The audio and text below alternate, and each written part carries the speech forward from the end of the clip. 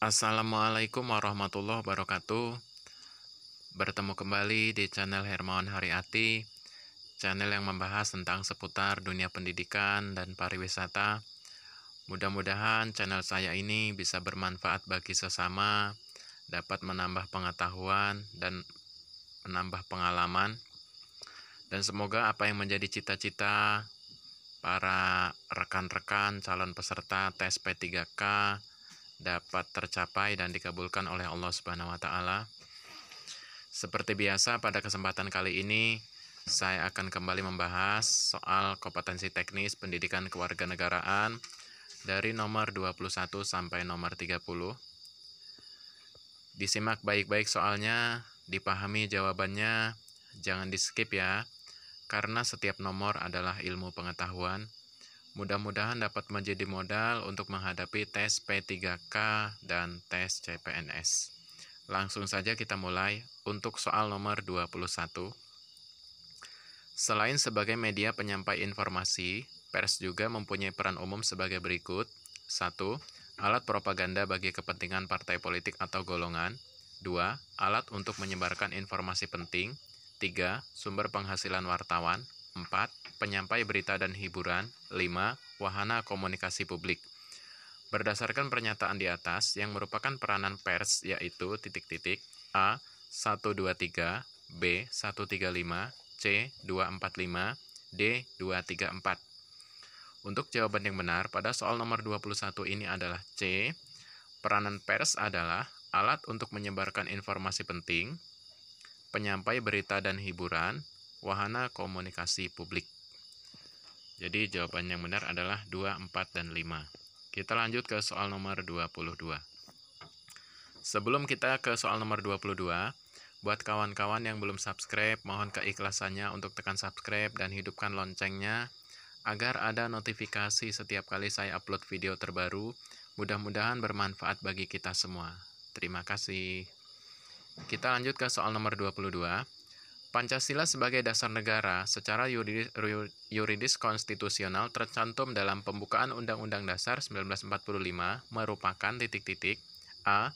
Ideologi terbuka, B. Sumber dari segala sumber hukum, C. Alat pemersatu bangsa, D. Cita-cita bangsa. Untuk jawaban yang benar pada soal nomor 22 ini adalah D, yaitu cita-cita bangsa. Disebutkan pada alinea keempat. Kemudian daripada itu, untuk membentuk suatu pemerintahan negara Indonesia yang melindungi segenap bangsa Indonesia dan untuk memajukan kesejahteraan umum, mencerdaskan kehidupan bangsa, dan ikut melaksanakan ketertiban dunia. Jadi itu adalah cita-cita bangsa Indonesia. Mencerdaskan kehidupan bangsa, memajukan kesejahteraan umum, dan ikut serta menciptakan perdamaian dunia. Kita lanjut ke soal nomor 23. Berdasarkan keputusan Dirjen Pendidikan Tinggi nomor 267 Pendidikan Tinggi 2000, tujuan pendidikan kewarganegaraan mencakup A. Tujuan individu, B. Tujuan Pancasila, C. Tujuan Undang-Undang Dasar 1945, D. Tujuan umum. Untuk jawaban yang benar pada soal nomor 23 ini adalah D, yaitu tujuan umum. Jadi, berdasarkan keputusan Dirjen Pendidikan Tinggi nomor 267 Dikti tahun 2000, tujuan pendidikan kewarganegaraan mencakup tujuan umum dan tujuan khusus. Karena di sini pilihan tujuan umum ada, jadi kita pilih tujuan umum. Kita lanjut ke soal nomor 24. Di antara pasal-pasal Undang-Undang Dasar 1945 di bawah ini, yang menunjukkan Indonesia menganut sistem pemerintahan presidensial adalah A. Presiden RI memegang kekuasaan pemerintahan menurut Undang-Undang Dasar. B. Dalam melakukan kewajibannya, Presiden dibantu oleh satu wakil presiden. C. Presiden berhak mengajukan rancangan undang-undang kepada DPR. D. Presiden dan wakil presiden dipilih dalam satu pasangan secara langsung oleh rakyat. Untuk jawaban yang benar pada soal nomor 24 ini adalah B, yaitu dalam melakukan kewajibannya, Presiden dibantu oleh satu wakil presiden. Itu adalah bukti bahwa Indonesia menganut sistem pemerintahan presidensial. Selain dibantu oleh wakil presiden, presiden juga dibantu oleh para menteri. Kita lanjut ke soal nomor 25. Berikut ini yang merupakan contoh dari kegiatan budaya politik partisipan kecuali A. Mengikuti demonstrasi menentang atau mendukung kebijakan pemerintah. B. Memberikan suara dalam pemilu. C. Mengikuti kegiatan perusakan. D. Menjadi anggota kelompok kepentingan. Untuk jawaban yang benar, pada soal nomor 25 ini adalah C. Mengikuti kegiatan perusakan. Karena pada soal disebutkan kecuali. Karena kecuali berarti yang bukan.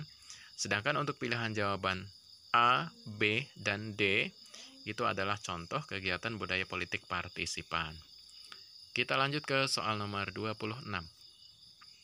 Sejumlah kemampuan yang harus dimiliki peserta didik dalam mata pelajaran tertentu sebagai rujukan untuk menyusun indikator kompetensi adalah A. Standar kompetensi, B. Kompetensi dasar, C. Kompetensi dasar mata pelajaran, D. Kompetensi. Untuk jawaban yang benar pada soal nomor 26 ini adalah C, yaitu kompetensi dasar mata pelajaran. Jadi rujukannya adalah kompetensi dasar mata pelajaran, barulah guru menyusun indikator kompetensi. Untuk selanjutnya disusun menjadi sebuah rancangan pelaksanaan pembelajaran. Kita lanjut ke soal nomor 27. Kualifikasi kemampuan minimal peserta didik yang menggambarkan penguasaan sikap, pengetahuan, dan keterampilan yang diharapkan dicapai pada setiap tingkat dan atau satu semester untuk mata pelajaran tertentu adalah A. Standar kompetensi, B. Kompetensi dasar, C. Standar kompetensi mata pelajaran, D. Kompetensi. Untuk jawaban yang benar pada soal nomor 27 ini adalah B, yaitu kompetensi dasar. Jadi kualifikasi kemampuan minimal peserta didik yang menggambarkan penguasaan sikap, pengetahuan, dan keterampilan yang diharapkan dicapai pada setiap tingkat dan atau semester untuk mata pelajaran tertentu adalah kompetensi dasar. Minimal, ya, minimalnya kompetensi dasar, maksimalnya standar kompetensi. Kita lanjut ke soal nomor 28. Unsur-unsur terbentuknya negara yang sangat berdampak pada kekuatan kedaulatan negara adalah A. Rakyat, B. Wilayah, C. Pemerintahan, D. Landasan. Untuk jawaban yang benar pada soal nomor 28 ini adalah D, yaitu landasan. Landasan suatu negara. Konstitusi, undang-undang, dan lain sebagainya itu merupakan unsur-unsur kedaulatan negara yang mencerminkan kekuatan. Kita lanjut ke soal nomor 29.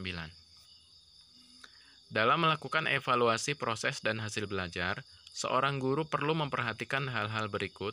A. Semua indikator ditagih dengan berbagai teknik penilaian, analisa hasil penilaian, melaksanakan program perbaikan dan pengayaan. B. Melaksanakan program perbaikan dan pengayaan, analisa hasil penilaian, sebagian indikator ditagih dengan berbagai teknik penilaian. C. Analisa hasil penilaian, belum melaksanakan program perbaikan dan pengayaan, semua indikator ditagih dengan berbagai teknik penilaian. D. Semua indikator ditagih dengan berbagai teknik penilaian dan melaksanakan analisa hasil penilaian. Untuk jawaban yang benar pada soal nomor 29 ini adalah D, yaitu dalam mengevaluasi proses dan hasil belajar, seorang guru perlu memperhatikan hal-hal berikut. Semua indikator ditagih dengan berbagai teknik penilaian dan melaksanakan analisa hasil penilaian. Jadi setelah penilaian itu dilaksanakanlah analisa penelitian. Kita lanjut ke soal nomor 30. Jenis-jenis pembelajaran dapat diklasifikasikan sebagai berikut. A. Fakta, konsep, prinsip, prosedur, dan sikap. B. Fakta, konsep, prinsip, definisi, aksioma. C. Fakta, konsep, prinsip, definisi, dan prosedur. D. Fakta, konsep, definisi, aksioma, dan prosedur. Untuk jawaban yang benar pada soal nomor 30 ini adalah B. Jenis-jenis pembelajaran dapat diklasifikasikan sebagai berikut. Fakta, konsep, prinsip, definisi, dan aksioma. Jawaban yang tepat adalah B. Demikianlah tadi 10 soal pembahasan tes kompetensi teknis pendidikan kewarganegaraan dari nomor 21 sampai nomor 30. Silakan diputar ulang videonya, ditonton lagi dengan baik, disimak dari awal sampai akhir agar paham. Mudah-mudahan dapat menjadi modal dalam menghadapi tes P3K dan tes CPNS. Kurang lebihnya saya mohon maaf, saya akhiri. Wassalamualaikum warahmatullahi wabarakatuh. Selamat belajar, semoga sukses.